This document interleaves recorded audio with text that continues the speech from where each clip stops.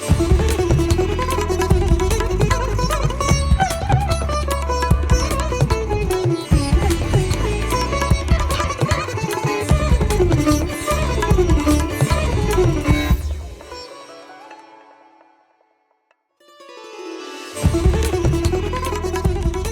श्री साई राम।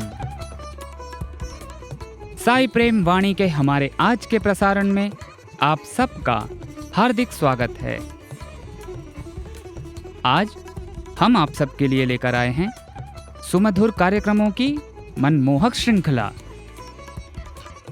आज के प्रसारण में आप प्रेमावतार श्री सत्य साई कार्यक्रम के अंतर्गत दिव्य जीवनी सत्यम शिवम सुंदरम पुस्तिका में वर्णित भगवान बाबा के अलौकिक जीवन काल के कुछ प्रसंग एवं दिव्यानुभव के तहत एक वार्ता सुनेंगे।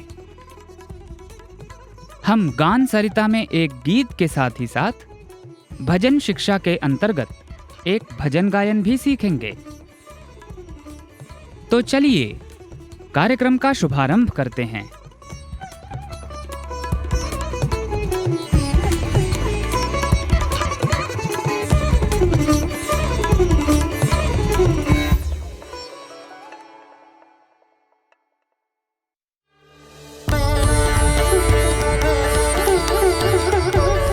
अब प्रस्तुत है हमारा कार्यक्रम प्रेमावतार श्री सत्य साई।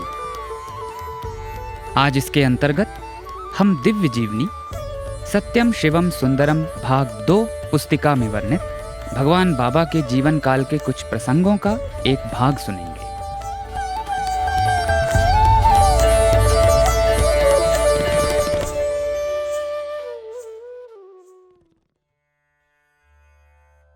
शिरडी और पुट्टपर्ती की अविच्छिन्न एकता की स्वर्णिम कड़ी उनके चमत्कारिक और रहस्यमय ढंग से भक्तों की दुर्घटनाओं से रक्षा करने, उन्हें पूर्व चेतावनी देने और सुरक्षा प्रदान करने, विचित्र तरीकों से लोगों को ज्ञान कराने और शिक्षा देने, साथ ही सभी विश्वासों की आधारभूत एकता पर बल देने से स्पष्ट होती है।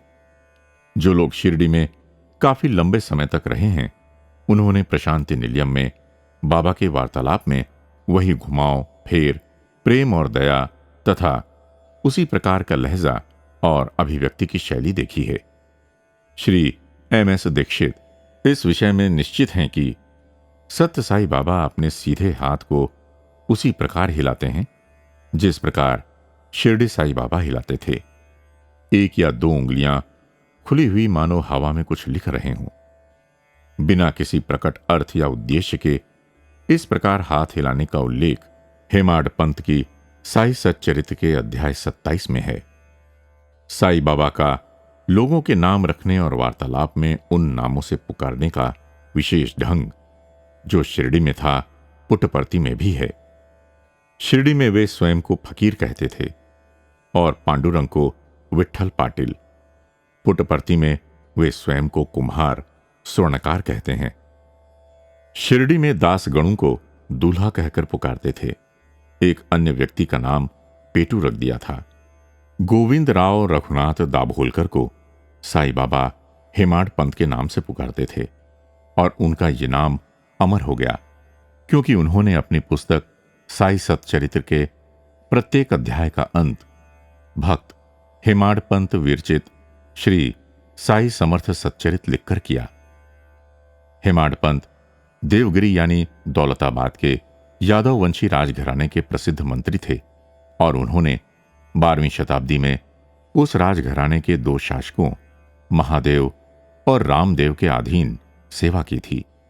उन्होंने समाजशास्त्र और राजनीति विषयों पर चतुर्वर्ग चिंतामणि और राज प्रशस्ति ग्रंथ लिखे थे जो संस्कृत में उच्च कोटि की रचनाएं समझी जाती हैं। जब दाभोलकर को बाबा ने ये नाम दिया तो उन्होंने इसे अहंकार के विनाश के साधन एवं नित्य निराभिमान की शिक्षा के रूप में ग्रहण किया। उन्होंने अपने नगण्य व्यक्तित्व और उपलब्धियों की तुलना उस पुरुष की महान उपलब्धियों से की जिसका नाम उन्हें दिया गया था। उन्होंने बाबा से प्रार्थना की कि उनके हाथ की कलम से बाबा अपना चरित्र स्वयं ही लिखें और बाबा ने उन्हें आशीर्वाद दिया, तथास्तु। श्री कस्तूरी जी लिखते हैं, अब फिर उसकी पुनरावृत्ति हुई है। कुछ समय पूर्व मैं अपनी सन 1958 की डायरी के पन्ने पलट रहा था तो 29 नवंबर के दिन उसमें लिखा था, आज प्रातः 7:15 पर जब मैं बाबा की सेवा में उपस्थित हुआ तो उन्होंने मुझे नन्नय भट्ट कहकर पुकारा। मुझे उस समय इस ऐतिहासिक नाम के संबंध में कुछ भी ज्ञात नहीं था।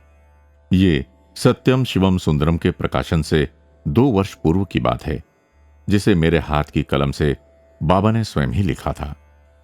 इस कार्य के लिए बाबा ने मुझे सन 1948 में ही आशीर्वाद दे दिया था, किंतु मैं उनके आदेश की 10 वर्ष तक प्रतीक्षा करता रहा, क्योंकि उस समय उन्होंने कहा था, यदि तुम इस समय मेरे संबंध में कोई पुस्तक लिखोगे तो लोग उस पर विश्वास नहीं करेंगे और उसे परिलोक की कहानी समझेंगे। थोड़ा ठहरो, संसार को इसे ग्रहण करने के लिए तैयार हो जाने दो। मुझे बाद में ज्ञात हुआ कि जो नाम बाबा ने मुझे दिया था वो आंध्र प्रदेश में आदि कवि के नाम से बड़ा प्रसिद्ध ऐतिहासिक नाम था। नन्नय भट्ट उन 3 लोगों में से एक थे जिन्होंने मिलकर आंध्र महाभारत नामक अमर काव्य की रचना की थी। कहा जाता है कि नन्नय ने श्री राम पर एक अन्य महाकाव्य राघव अभ्युदयम की रचना की थी। उनका गोदावरी तट पर राजमहेंद्रवरम में निवास था और उन्हें 11वीं शताब्दी में हुए चालुक्य सम्राट राजराज का संरक्षण प्राप्त था। श्री राम और श्री कृष्ण के संबंध में महान और दिव्य काव्य के रचयिता नन्नय भट्ट के नाम से मुझे संबोधित कर बाबा अपना वास्तविक परिचय दे रहे थे। इस प्रकार से मुझे नन्नय भट्ट नाम देना मेरे मिथ्या अहंकार और अनंत और अथाह महासागर के मध्य मेरे समान लहर के दंभ पर चोट थी। मेरी यही प्रार्थना है कि मैं भी नित्य निराभिमान में स्थित रहूं। जिन एमएस दीक्षित का पहले उल्लेख किया गया है वे काका साहेब के भतीजे थे। काका साहेब शिरडी साईं बाबा के बहुत ही निकट संपर्क में रहते थे। उन्हें द्वारका माई में अनेकों बार बाबा के आशीर्वाद प्राप्त करने का सौभाग्य प्राप्त हुआ था। एक दिन शिरडी में बाबा ने उनके गाल पर एक चपत लगाई और माथे पर उदी का टीका लगाते हुए कहा, यहां मत बैठ, जा भाग, बढ़ा चला जा। उनकी उस समय किशोरावस्था थी। उन्होंने आकर काका साहब से शिकायत की, मैं अब बाबा के पास नहीं जाऊंगा। आज उन्होंने मुझे एक चपत जमा दी। काका साहब कहने लगे, अरे तू तो बुद्धू ही रहा। चपत का अर्थ है अब तेरे सिर में कभी दर्द नहीं होगा। उन्होंने उसे भगा दिया है। दीक्षित की आयु इस समय 70 वर्ष है, किंतु उस चपत लगने के दिन से आज तक उनको कभी सिर दर्द नहीं हुआ है। दीक्षित एक अन्य घटना के बारे में लिखते हैं कि एक दिन बाबा ने प्रातः 5:30 बजे नाई को बुलवाया और हजामत बनवाई और स्नान किया। ये एक असामान्य बात थी। सामान्यतः बाबा दोपहर में ही हजामत बनवाते और स्नान करते थे। उस दिन स्नान करने के बाद उन्होंने एक आदमी को भेजा और दुकान से एक नारियल मंगवाया और साथ में थोड़ी सी शक्कर और मूंगफलियां भी। उन्होंने नारियल तोड़ा, उसकी गिरी के टुकड़े किए और एक टुकड़ा शक्कर और मूंगफलियों के साथ वहां उपस्थित सभी को बांट दिया। इसके बाद उन्होंने जयकार बुलवाई, बोलो गजानन महाराज की जय। हम सबने बड़े जोरों के साथ जय बोली, लेकिन हमको बड़ा आश्चर्य था इन सब पर। कोई नहीं जानता था कि गजानन महाराज कौन हैं। बाद में बाबा ने बताया, आज सुबह मेरा भाई जाता रहा। 2 दिन बाद शेगांव से काका साहब के पास बूटी साहब का पत्र आया कि उनके गुरु गजानन महाराज ने उस दिन प्रातः 5:30 बजे अपनी देह त्याग दी थी और अंतिम समय में उन लोगों को आश्वासन दिया, आज से मेरे भाई साईं बाबा आप लोगों की देखभाल करेंगे, उनके पास शिरडी चले जाना। सत्य साईं बाबा को भी अपने भक्तों के जन्म मृत्यु आदि का तत्काल पता चल जाता है और जो लोग उस समय उनके आसपास होते हैं उनको वे बता भी देते हैं। कौन चल बसा या कौन उनके चरणों में समा जाने के लिए उत्कंठा से याचना कर रहा है, और इस प्रकार प्रसन्नचित्त आनंद मग्न उनके दर्शन करते हुए मुक्त हो जाना चाहता है। कुछ वर्ष पूर्व दीक्षित मैंगलोर में थे। उन्होंने गुरु चरित्र का नियमित रूप से सप्ताह पारायण प्रारंभ किया। 7वें दिन उन्हें स्वप्न आया कि मैंने एक मेहराबदार दरवाजे में प्रवेश किया और वहां से एक चौड़ी सड़क पर होकर, जिसके दोनों ओर हरे भरे सघन वृक्ष लगे हुए थे, एक विशाल और भव्य भवन के भीतर पहुंचा। जब मैं आगे बढ़ता जा रहा था तो मुझे ऐसा लग रहा था कि कोई मेरे पीछे पीछे आ रहा है, और उसने मुझे बड़े मधुर स्वर में आवाज दी, दीक्षित, दीक्षित। जब मैंने मुड़कर देखा कि मुझे कौन पुकार रहा है, तो पाया कि एक दिव्य पुरुष रेशमी चोंगा धारण किए हुए खड़े थे, और उनके सिर पर केश राशि का एक पुंज एक विशेष आकर्षक आभा से मंडित था। कुछ दिनों बाद मैं अपने एक डॉक्टर मित्र के घर मिलने गया, तो उनके कमरे में स्वप्न में देखी उन्हीं दिव्य मूर्ति का फोटो देखकर चकित रह गया। मैंने उनसे प्रश्न किया कि ये कौन हैं? क्या ये जीवित हैं? और उनका उत्तर सुनकर तो मानो तूफान आ गया। जब उन्होंने कहा, हां, ये भगवान श्री सत्य साई बाबा हैं। साई बाबा? सत्य साई बाबा? मैं विचारता रहा। डॉक्टर ने उन्हें बताया, मेरे कुछ मित्र अभी कुछ दिनों बाद उनसे मिलने जा रहे हैं। यदि आप चाहें तो उनके साथ दर्शन के लिए जा सकते हैं। यह सुनकर तो दीक्षित की खुशी का ठिकाना नहीं रहा, और वो उनके साथ प्रशांति निलयम बाबा के दर्शन के लिए जा पहुंचे। जो स्वप्न में देखा था वही यहां साक्षात पाया। मेहराबदार प्रवेश द्वार, चौड़ी सड़क, उनके दोनों ओर हरे भरे सघन वृक्ष, सामने भव्य भवन और वही दिव्य आकर्षक मूर्ति। लंबा रेशमी चोंगा पहने, सिर पर वही आभा मंडित केश राशि और वही मधुर स्वर। दीक्षित को भीतर बुलाया गया निजी कमरे में। व्यक्तिगत वार्तालाप के लिए अब आगे का वर्णन दीक्षित जी के ही शब्दों में। बाबा ने मुझे भीतर बुलाया। उन्होंने मुझे मेरे चाचा जी का एक छोटा चित्र दिखाया और कहा, यह चित्र तुम्हारे पिताजी के बड़े भाई का है, दीक्षित का। मैंने उनसे कहा था कि मैं 8 वर्ष बाद फिर आऊंगा। फिर बाबा ने मुझसे पूछा, क्या अब भी कोई संशय है? वो प्रश्न उस समय उचित ही था, क्योंकि उस समय तक मैं संदेह में डूबा हुआ था। सारी बातों पर विश्वास नहीं हो रहा था, किंतु अब दीक्षित का यह विश्वास बिल्कुल दृढ़ और अडिग हो गया है कि ये साईं बाबा वही हैं जिनकी सेवा उन्होंने शिरडी में की थी, क्योंकि इस विश्वास की जड़ अनेकों अनुभवों के बाद गहरी होती चली गई है।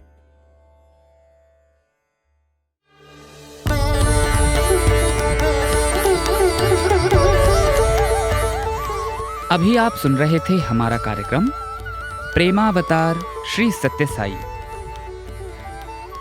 आज दिव्य जीवनी सत्यम शिवम सुंदरम भाग 2 पुस्तिका में वर्णित भगवान बाबा के जीवन काल के अलौकिक प्रसंगों का एक भाग प्रस्तुत किया गया था।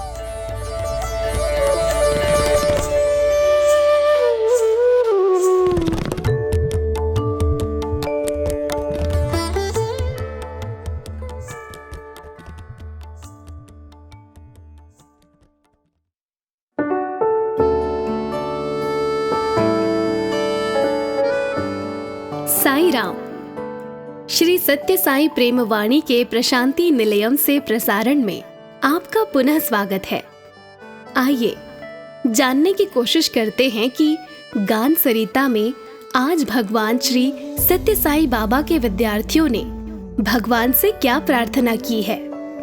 यह गीत एक नाटक से लिया गया है जो स्वामी के समक्ष प्रस्तुत किया गया है। गीत के बोल हैं, भगवान स्वीकारो ये प्रार्थना।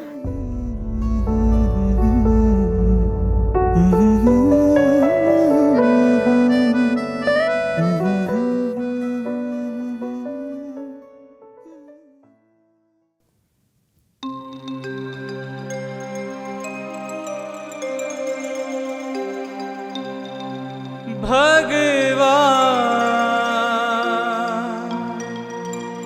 भगवान स्वीकारो ये प्रार्थना।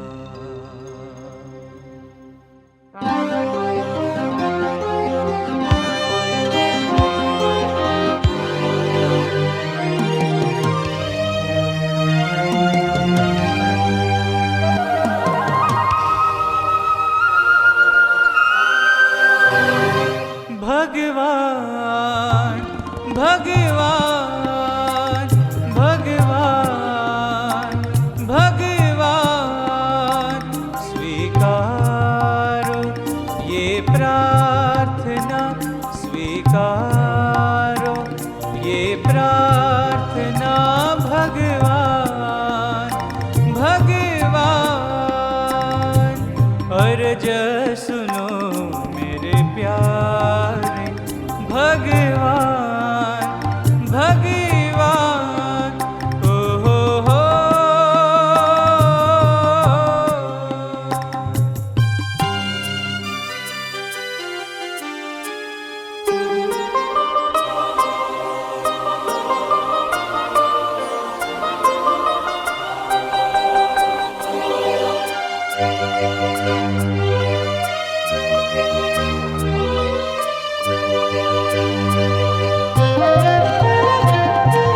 कोई तुम्हें अल्लाह कहे, कोई तुम्हें ईश्वर कहे।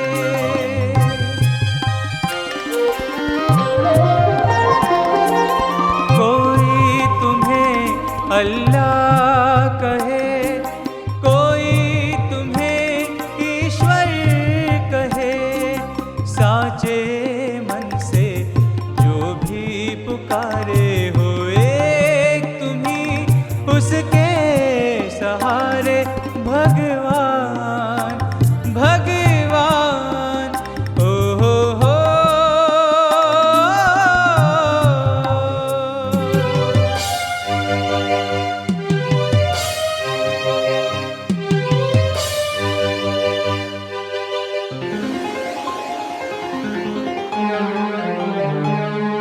हे त्रिभुवन पालक महान, है तुझसे ही रोशन ये दो जहां। तेरे द्वार खड़ा तेरी संतान, दी जो मुझे विद्या वरदान। भगवान भगवान भगवान भगवान।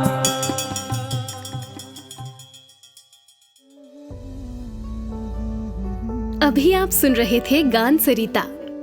भगवान का सानिध्य पाकर प्रखर हुए बालक ऐसी विद्या पाने की प्रार्थना कर रहे हैं जो ईश कृपा की राह प्रशस्त कर दे।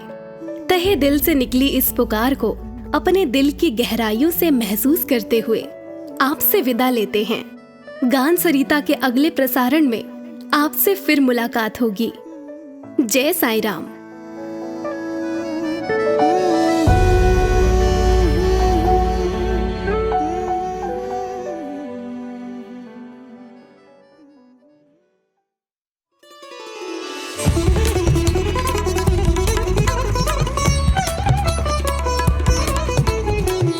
साई प्रेम वाणी, भगवान श्री सत्य साई बाबा का दिव्य संदेश अब हिंदी में।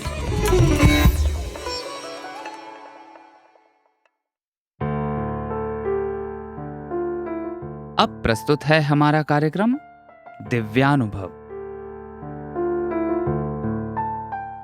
आज इसके अंतर्गत हम भगवान बाबा के पूर्व विद्यार्थी एवं श्री सत्य साई ट्रस्ट मध्य प्रदेश के ट्रस्टी, इंदौर निवासी श्रीमान त्रिभुवन सचदेव जी के अनुभवों का एक भाग सुनेंगे।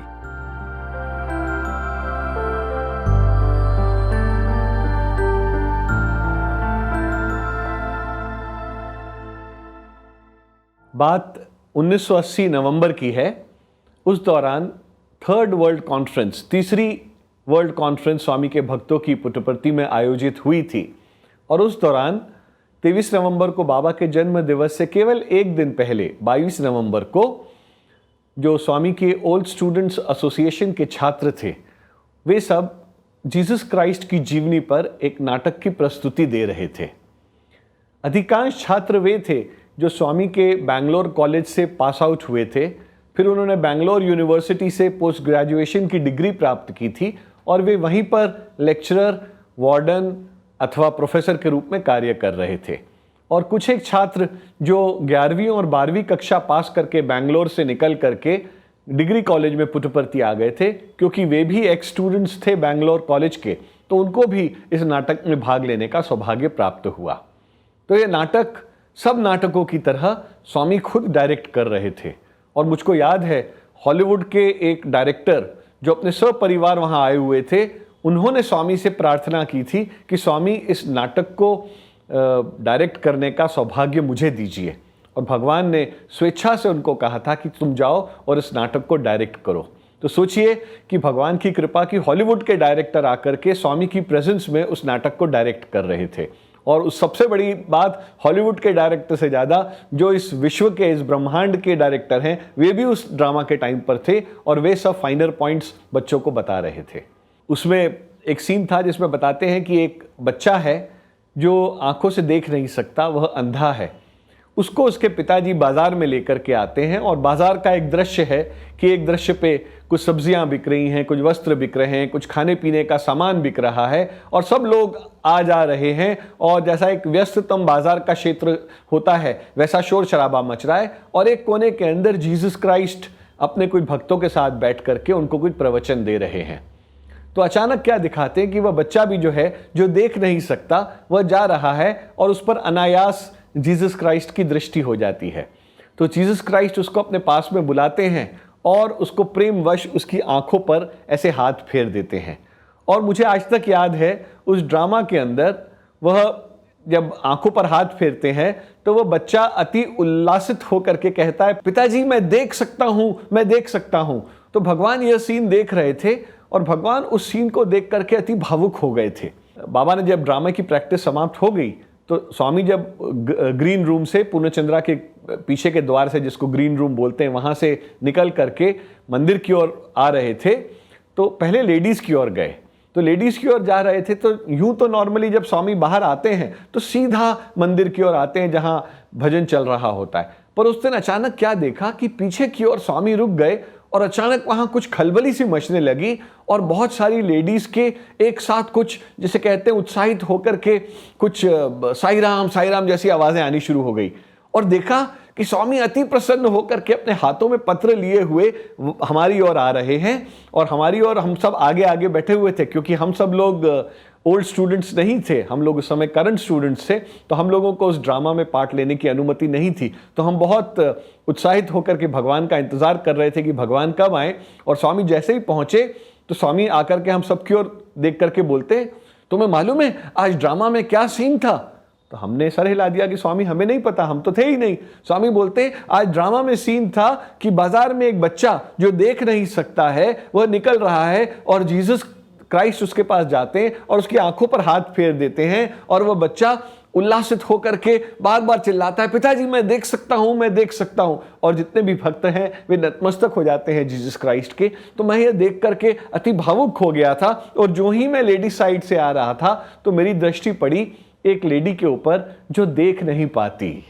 तो मैं गया और मैंने उसकी आंखों पर हाथ फेर दिया और अब वह लेडी देख सकती है। और स्वामी मुस्कुराए और ऐसे बोल के गए, मान लो यह तो रोज होता है कि मैं कोई आ रहा हूं, किसी को ठीक कर दूं। और हम लोग भौचक्के हो करके हाथ जोड़ करके बैठे रह गए और पता चला कि स्वामी अंदर जाकर के भजन हॉल में उन्होंने अपना स्थान ग्रहण कर लिया। तो ऐसे हैं भगवान बाबा कि उनकी कृपा जिस पर पड़ जाए, उनकी दृष्टि जिस पर पड़ जाए, तो कोई भी चमत्कार उनके लिए छोटा नहीं है।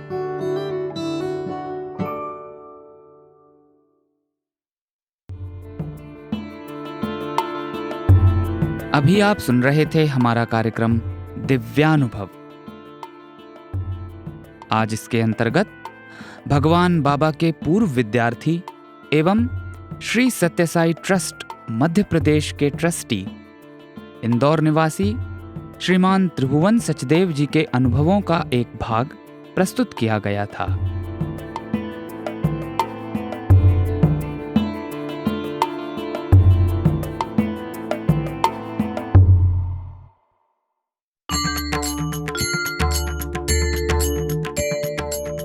अब प्रस्तुत है हमारा कार्यक्रम भजन शिक्षा। कक्षा में प्रस्तुत हैं भगवान बाबा के प्रिय भजन गायकों में से एक श्री रवि कुमार सर एवं श्री अश्वत्थ नारायण जी।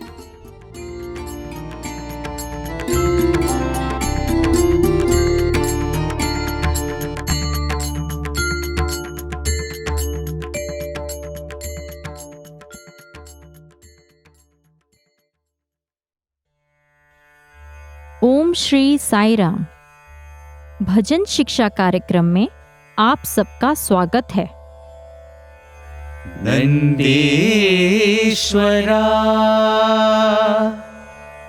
हे नटराजा। आज की कक्षा के लिए हमने भगवान शिव और नारायण की वंदना करता हुआ ये भजन चुना है। चलिए अब इस भजन के बोल जान लेते हैं। नंदीश्वरा हे नटराजा, नंदात्मजा हरि नारायणा, नारायणा हरि नारायणा। नागाभरणा नमः शिवाय, नाद स्वरूपा नमो नमो। नारायणा हरि नारायणा। आज की कक्षा के लिए इस भजन को डी पंचम श्रुति में गाया जा रहा है, जिसे टू पंचम या सफेद दो का पंचम भी कह सकते हैं। नंदीश्वरा हे नटराजा,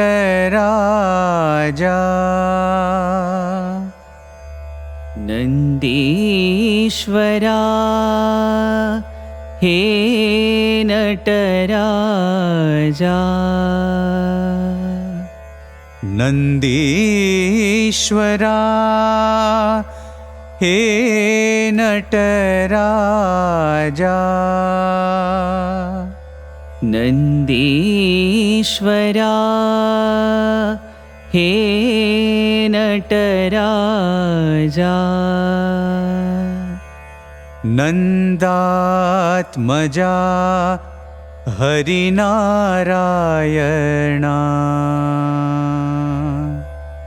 नंदात्मजा हरिनारायणा।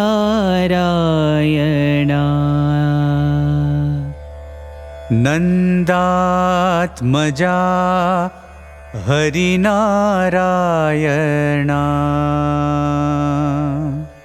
नंदात्मजा हरिनारायणा।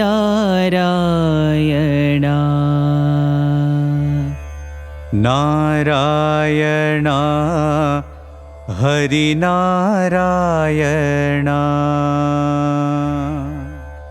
नारायणा हरिनारायणा।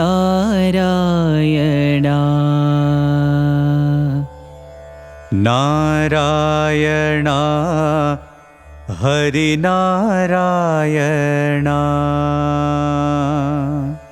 नारायणा हरिनारायणा।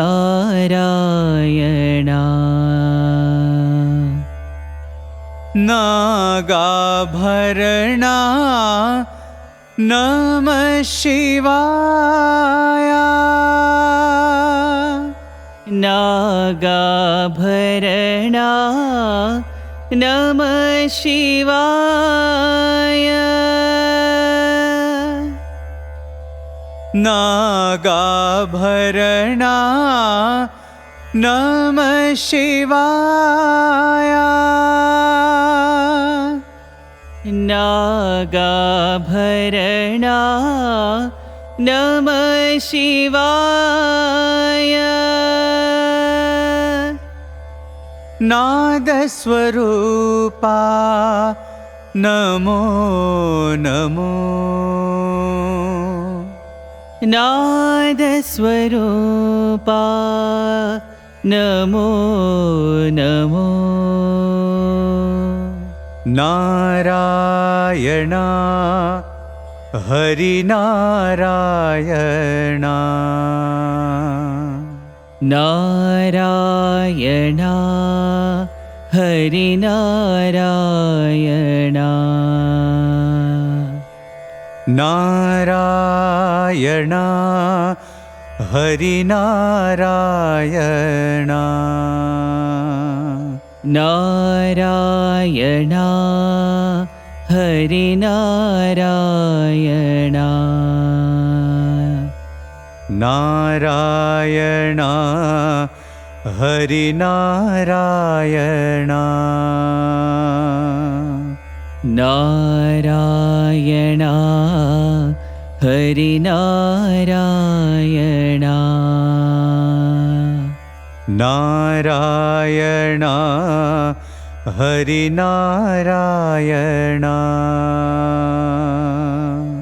नारायणा हरिनारायणा।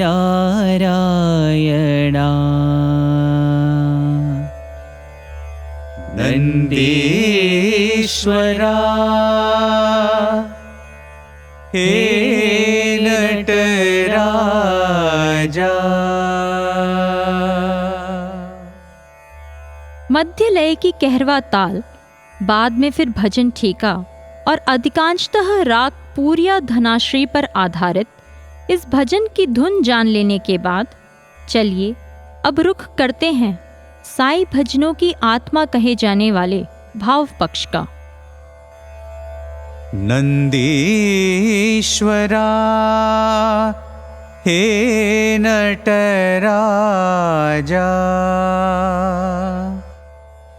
सनातन धर्म हमें भगवान के जो असंख्य स्वरूप प्रदान करता है, उनमें से भगवान शिव वास्तव में सबसे गूढ़, श्रद्धेय और प्रेरणादायक हैं।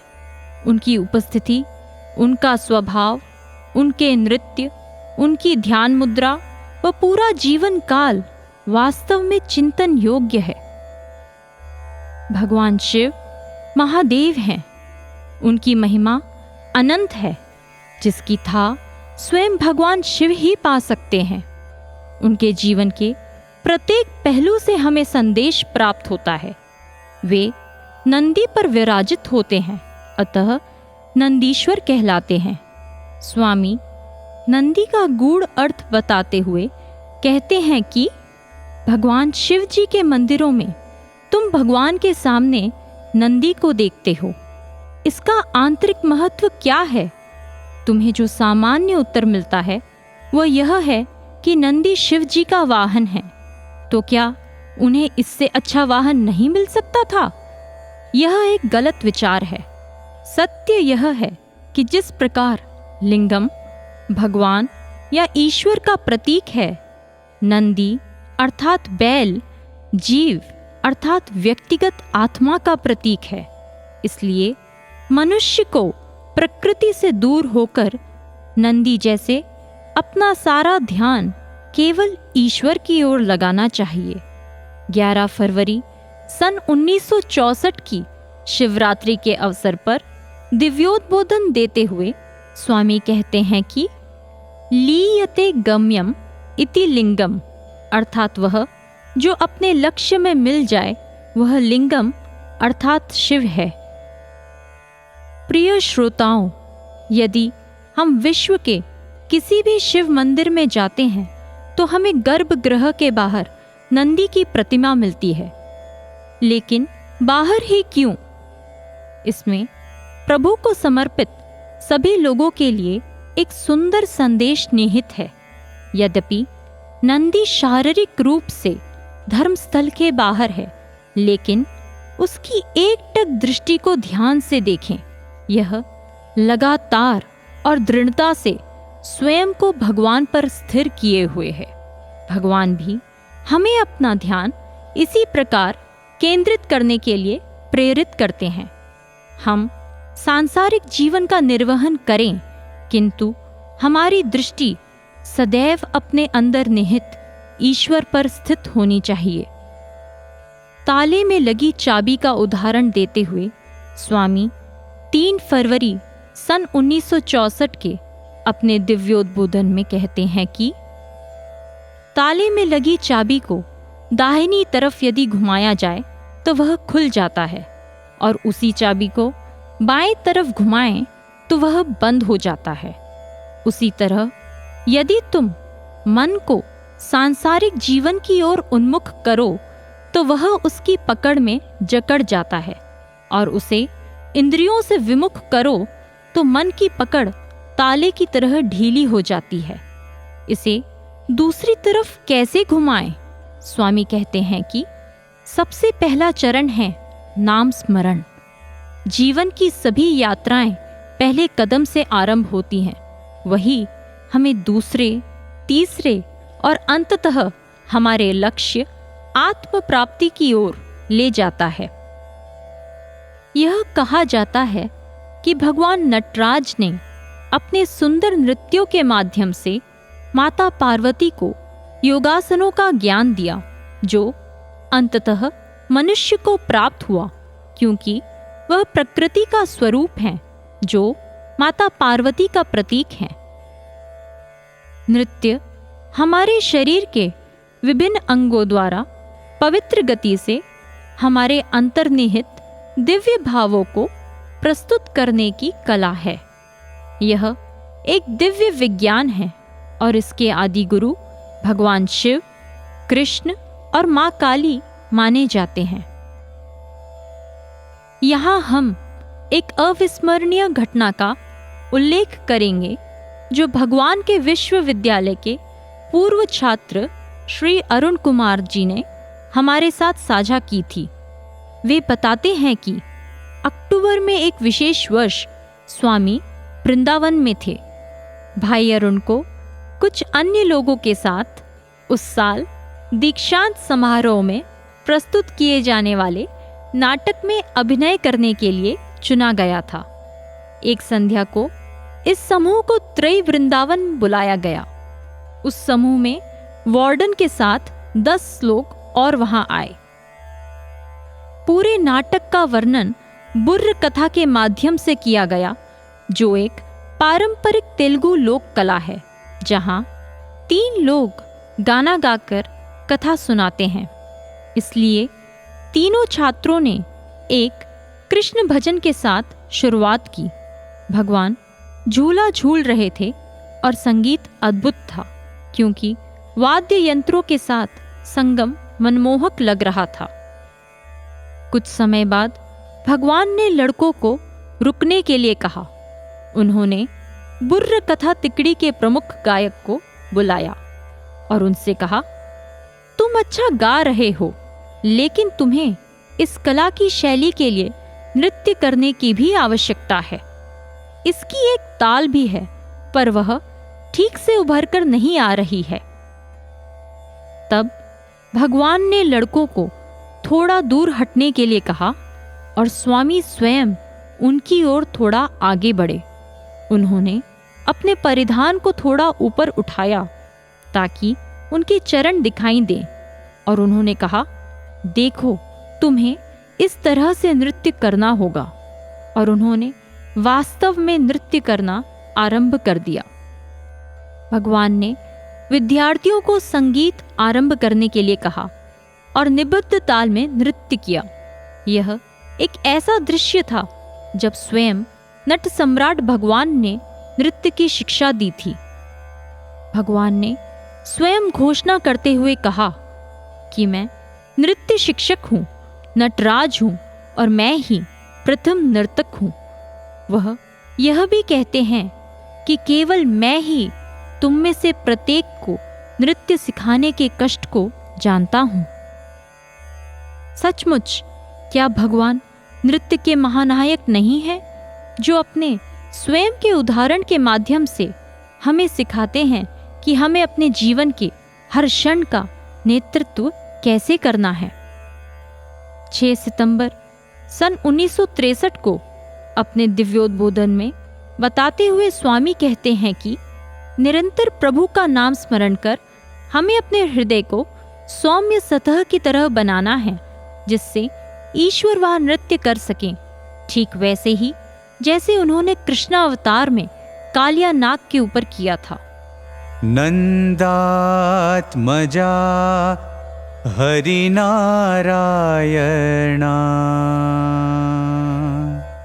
स्वामी कहते हैं कि नाम अनेक हैं किंतु ईश्वर एक है। 3 फरवरी सन 1964 को दिव्योद्बोधन देते हुए स्वामी कहते हैं कि कुछ पंडित तर्क करते हैं कि राम कृष्ण से महान है, तो कुछ कहते हैं कि कृष्ण राम से महान है, जबकि सत्य तो यह है कि दोनों ही दिव्यता के पहलुओं को दर्शाते हैं। इस तरह का विवाद करना ही प्रश्नकर्ता की निष्ठा को घटाता है। यदि व्यक्ति में थोड़ी भी श्रद्धा है तो वह तर्क करने की अपेक्षा अपने हृदय से अनुभव प्राप्त करने का प्रयास करेगा, जैसे रामकृष्ण परमहंस ने प्राप्त किया था। इसके पश्चात उसे एहसास होगा कि दोनों ही नामों में समान मिठास है। संत त्यागराज ने इस गूढ़ रहस्य को जान लिया था, इसीलिए वे गाते हुए कहते हैं कि राम 2 ध्वनियों से मिलकर बना है। रा नारायण से लिया गया है और म शिवाय से लिया गया है। इस तरह भगवान राम का नाम वैष्णव और शैव दोनों ही संप्रदायों का समन्वय है। किसी भी धार्मिक दृष्टिकोण की पराकाष्ठा सद्भाव और एकता ही है। भगवान कहते हैं कि नारायण शब्द को 2 भागों में विभाजित किया जा सकता है, नर अर्थात एक जीवित इकाई और आयन अर्थात विश्राम या निवास करना। इसलिए नारायण का एक अर्थ है दिव्य भगवान जो सभी जीवों में निवास करते हैं। नंदात्मजा का तात्पर्य यहाँ भगवान श्री कृष्ण से है, जिनका जन्म नंद की आत्मा से है। इस संदर्भ में नंद शब्द भगवान कृष्ण के पालक पिता की ओर इंगित करता है, जिनके यहाँ गोकुल वृंदावन में वे एक बालक के रूप में बड़े हुए थे। सन 1974 के समर कोर्स के दौरान एक दिव्योद्बोधन में भगवान कहते हैं कि रेपल्ले में नंद एक प्रसिद्ध और धनी जमींदार थे। वहां के गांव वासियों का नंद के प्रति बहुत सम्मान था और वे उनकी बिल्कुल भी अवज्ञा नहीं करते थे। वास्तव में यशोदा और नंद के प्रति ग्रामीणों का ऐसा व्यवहार था मानो वे उनकी जीवन शक्ति हैं। लोग नंद के घर से इस आशा से दीपक जलाकर ले जाते थे कि इस तरह के पवित्र घर से अपना दीप जलाने पर वे भी उन अच्छे विचारों और व्यवहार को आत्मसात करेंगे जिनके लिए नंद और यशोदा जाने जाते थे। इस तरह नारायण नारायण गाते हुए हमें अपने अंतर्निहित भगवान नारायण के प्रकाश को उजागर करना है। नारायण हरि नारायण। एक अवसर पर भगवान कहते हैं कि नारायण को हरि और शिव को हर कहा जाता है। इन दोनों नामों को एक ही मूल शब्द हर से लिया गया है, जिसका अर्थ है नाश करना या दूर करना। इसका दूसरा अर्थ आकर्षित करना या सामंजस्य व एकता स्थापित करना भी है।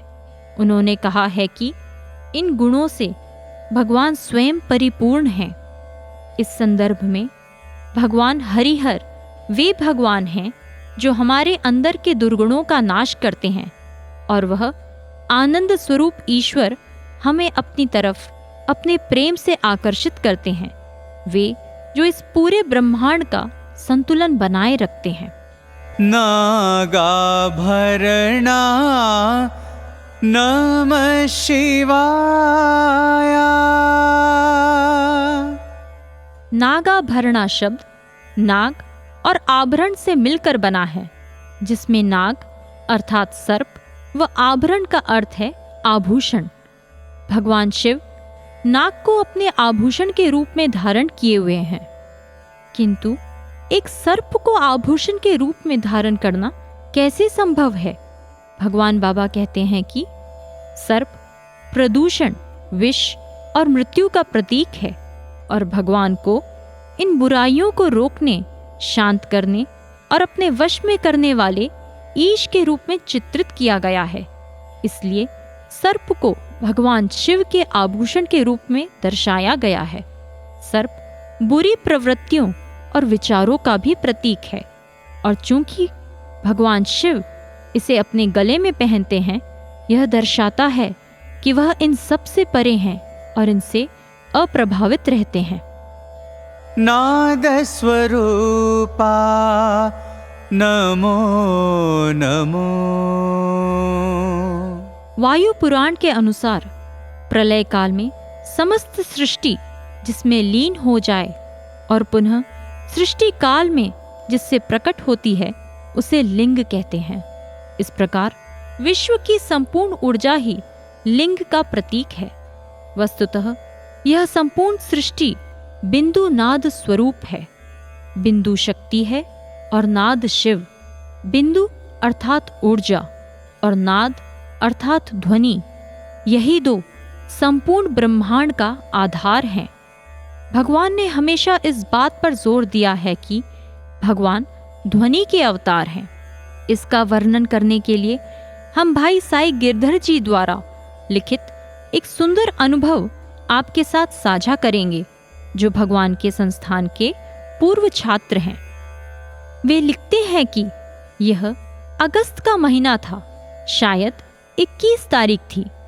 मैं ऐसे उत्साह, आश्चर्य व प्रेम का अनुभव कर रहा था जैसे पहले कभी ना किया हो।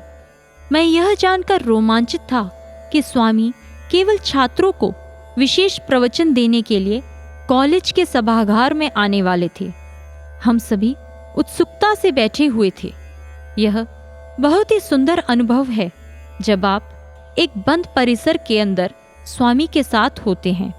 हालांकि सभागार में हजारों छात्र बैठे थे और एक स्कूल का छात्र होने के नाते मैं वयस्क जनों और कॉलेज के छात्रों के पीछे की पंक्तियों में बैठा था, किंतु फिर भी मुझे ऐसा लग रहा था कि मेरा स्वामी के साथ यह एक निजी सत्र था, जहां केवल स्वामी और मैं ही उपस्थित थे। स्वामी वहां पहुंचे और यह दिन अन्य दिनों में होने वाले दर्शनों से अलग था। स्वामी के आगमन पर संस्थान के छात्र बैंड द्वारा शानदार संगीत का वादन किया गया। हृदय निवासी भगवान के आगमन से हम आनंद विभोर हो गए। हमें सभागार की कुर्सियों पर बैठाया गया, जो हमें थोड़ा अटपटा लगा। जैसे ही स्वामी ने सभागार में प्रवेश किया, उपस्थित सभी जन सम्मान में खड़े हो गए और सभी के हाथ प्रेम में जुड़ गए। जब स्वामी मंच पर राजसी ढंग से चले, हम सभी देख सकते थे कि जगत नाटक सूत्रधारी हमसे कुछ छिपा रहे हैं। हमें यह जानकर धक्का लगा कि हमारे स्वामी, जो स्वयं मौलिक ध्वनि के स्रोत हैं, एक शब्द भी बोलने में सक्षम नहीं थे। हर्षोल्लास से भरा हमारा हृदय अब पीड़ा से रो रहा था। उस सभा में सभी की आंखें आंसुओं से भरी हुई थी। कुछ ने कहा कि उनका शरीर कुछ दिनों से अस्वस्थ था। कुछ अन्य लोगों ने कहा कि उन्होंने किसी भक्त की बीमारी को स्वयं पर ले लिया है। मेरा हृदय किसी भी कारण को मानने के लिए तैयार नहीं था। क्यों उन्हें किसी की पीड़ा को स्वयं पर लेना पड़ता है, मैं यह सोचने लगा। अपनी मात्र एक इच्छा से वे किसी को भी कहीं से भी ठीक कर सकते हैं, फिर उनके शरीर को पीड़ा क्यों सहन करनी पड़ रही है? ये प्रश्न हमारे मन में जोर जोर से उठ रहे थे। सभागार में पूर्णतः सन्नाटा था, किंतु बीच बीच में उन लोगों के सिसकने की आवाज भी आ रही थी जो अपने आप को रोक नहीं पा रहे थे। मेरी दृष्टि भी अनियंत्रित अश्रुओं से धुंधली हो गई थी। उन्होंने एक कर्मचारी को अपने सामने मेज पर माइक रखने के लिए बुलाया। हम यह समझने में असफल रहे कि वह यह सब क्यों कर रहे हैं। उन्होंने अपने छात्रों से बस इतना कहा था कि वह उनसे बात करेंगे। वे इस बैठक को बहुत अच्छी तरह से रद्द या स्थगित कर सकते थे, लेकिन क्या ये वही भगवान राम नहीं है जिन्होंने कहा था कि वह अपना जीवन त्याग देंगे लेकिन कभी भी अपने शब्दों से पीछे नहीं हटेंगे। स्वामी ने माइक पर फुसफुसाते हुए कहा कि ईश्वर ध्वनि का अवतार है और इशारा किया कि वह और अधिक नहीं बोल सकते। उन्होंने मेज पर हाथ रखा और सिर नीचे झुका लिया। मुझसे अब यह सब नहीं देखा जा रहा था। उस पीड़ादायक सन्नाटे ने मेरी आत्मा को छलनी कर दिया था। उस रसातल से भगवान श्री राम के बाणों की तरह सन्नाटे को चीरती हुई तीव्र व दिव्य वाणी निकली। एक मधुर व शक्तिशाली आवाज में हमारे प्रिय भगवान ने एक सुंदर कविता गाई और हमारा हृदय आनंद विभोर हो उठा। पूरा सभागार 1 मिनट तक तालियों की गड़गड़ाहट से गूंज उठा। हमने वास्तव में एक चमत्कार देखा। यह सब दैवत्व की शक्ति के एक और प्रदर्शन से बहुत अधिक था। यह प्रेम की असीम शक्ति का प्रदर्शन था। इसलिए कहते हैं कि भगवान नाद स्वरूप हैं। चलिए इन्हीं भावनाओं के साथ ओतप्रोत होकर इस भजन को एक बार पुनः दोहराते हैं। ईश्वरा हे नटराजा, ईश्वरा हे नटराजा, ईश्वरा हे नटराजा, ईश्वरा हे नटराजा, नंदात्मजा हरिनारायण, नंदात्मजा हरिनारायण, नंदात्मजा हरिनारायण,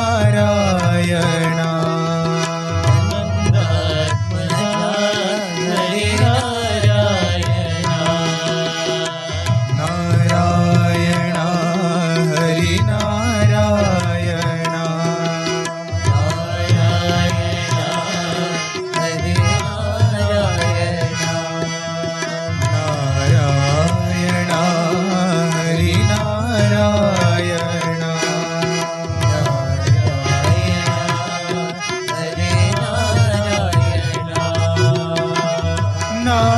नागाभरण नमः शिवाय, नागाभरण नमः शिवाय, नागाभरण नमः शिवाय,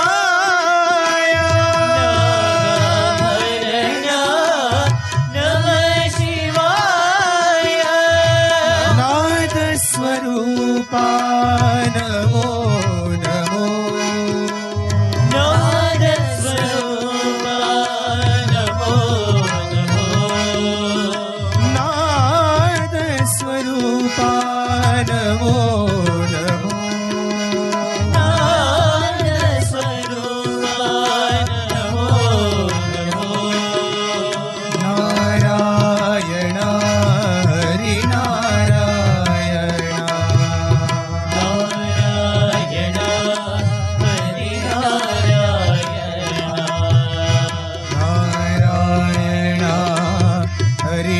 हरिनारायण,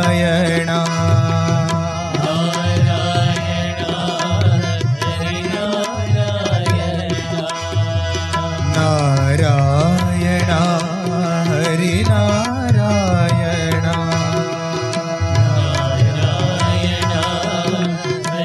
हरिनारायण,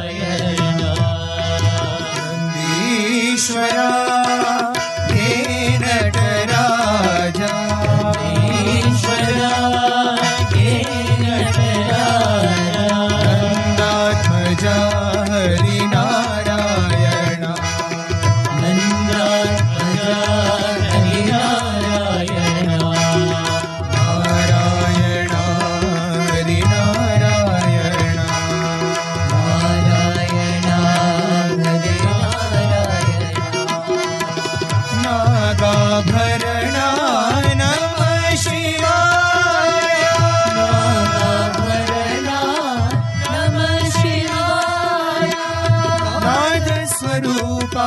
नमो नमो नादस्वरूपा नमो नमो नारायण हरि नारायण नारायण हरि नारायण नारायण हरि नारायण नारायण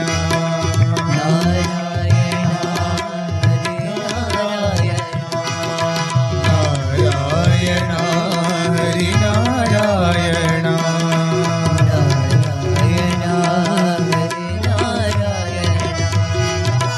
नंदीश्वरा हे नटराजा।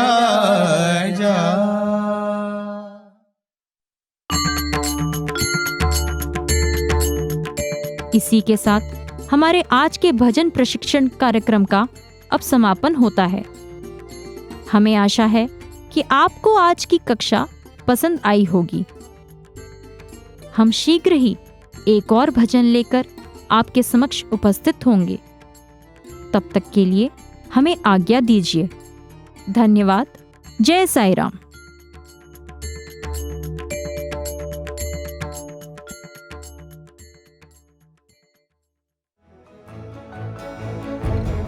इसी के साथ हमारे साईं प्रेमवाणी कार्यक्रम के इस प्रसारण को हम यहीं विराम देते हैं।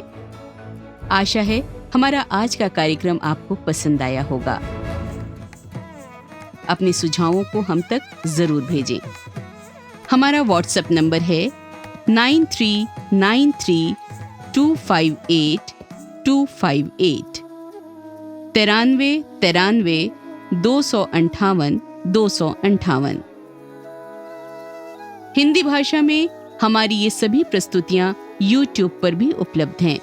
इन्हें वहां देखने या सुनने के लिए हमारे YouTube चैनल को सब्सक्राइब करें और कमेंट बॉक्स में अपने सुझाव देना न भूलें। हे स्वामी, आप दिव्य पिता हैं, हम आपके अंश। हम में गूंजें गीता के स्वर, स्वार्थ मोह न हमें बांधे कभी। हम करुणा सागर की बन जाएं लहर। ये प्रार्थना आपके श्री चरणों में अर्पित करते हुए और ये प्रसारण आपको समर्पित करते हुए अब वाणी को विराम देते हैं। धन्यवाद। सप्रेम साईं राम।